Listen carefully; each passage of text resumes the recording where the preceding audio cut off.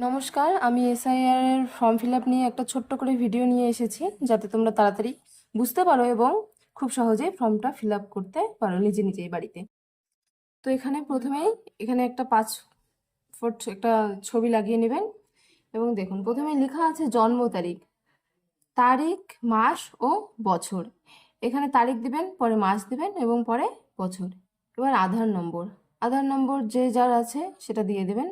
Mobile নম্বরও দিয়ে দেবেন। তারপরে আছে পিতা বা অভিভাবকের নাম, এখানে পিতার নাম দিয়ে দিবেন।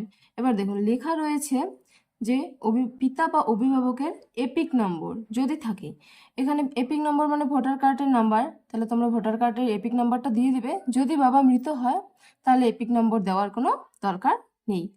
এবার এখানে লেখা আছে মায়ের নাম দিয়ে দেবে এবং মায়ের এপিক নম্বর যদি থাকে, তাহলে তোমরা যদি থাকে এপিক নম্বর দিয়ে দেবে। আর যদি মৃত থাকে তাহলে এপিক নম্বর দেওয়া দরকার নেই।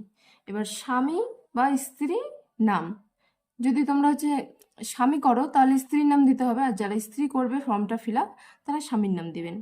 এবার স্বামী ও স্ত্রীর এপিক নম্বর, ভোটার কার্ডের নাম্বার দেবেন। যদি স্বামী মৃত হয় তাহলে দিতে হবে না, এবং যদি স্ত্রীও মৃত হয় তাহলে ভোটার কার্ডের এপিক নাম্বার দিতে হবে না।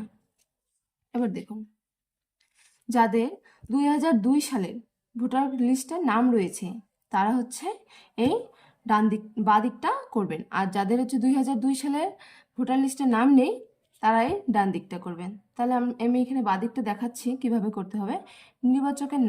নির্বাচকের নাম যে ফর্মটা ফিল আপ করবে তার নাম দিয়ে দেবেন এবং এপিক নম্বর, তার ভোটার কার্ডের নাম্বারটা এপিক নাম্বার, এবং আত্মীয়ের নাম লেখা রয়েছে।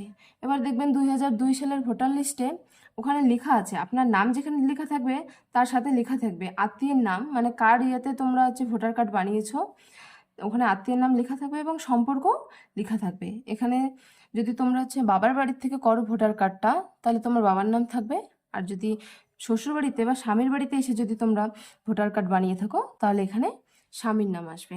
এটা কিন্তু 2002 সালের, আর এই সম্পূর্ণটা তোমরা 2025 সালের অনুযায়ী করবেন।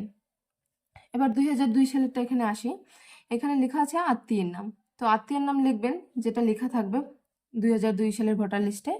এবার সম্পর্ক ওখানে লেখা থাকবে, দেখবেন এখানে স্বামী লিখেছি আমি। এবার জেলা, যার যেটা জেলা, এটা 2002 সালের জেলা, কারো কিন্তু জেলা দেখবেন ভাগ হয়ে যায়, তো যার যেটা জেলা 2002 সালের ভোটার লিস্টে থাকবে সেই অনুযায়ী লিখবেন, এবং রাজ্যের নাম। এবার লেখা আছে বিধানসভা ক্ষেত্রের নাম, উপরেই দেখবেন বিধানসভা ক্ষেত্রের নাম দেওয়া আছে 2002 ভোটার লিস্টের, ওখানে যেটা লেখা আছে ওটাই আপনি বসিয়ে দেবেন।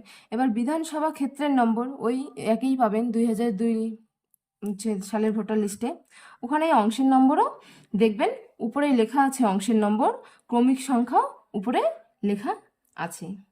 এবার তো আপনি এখানে পাসপোর্ট ছবি লাগিয়ে নিলেন, এবার সম্পূর্ণটা হয়ে যাবে। আর এটা তো যার 2002 সালে ভোটার লিস্টের নাম নেই তারা এই দিকটা করবেন, যারা 2002 সালের ভোটার লিস্টে আছে তারা এটা করবেন। আর এই ভিডিও 2002 সালে যাদের ভোটার লিস্টের নাম নেই তারা যদি এটা ফর্ম ফিল আপ করবেন তারা পরের ভিডিওতে দেখে নেবেন। পরের ভিডিওতে আমি এটা নিয়ে কথা বলবো। নমস্কার।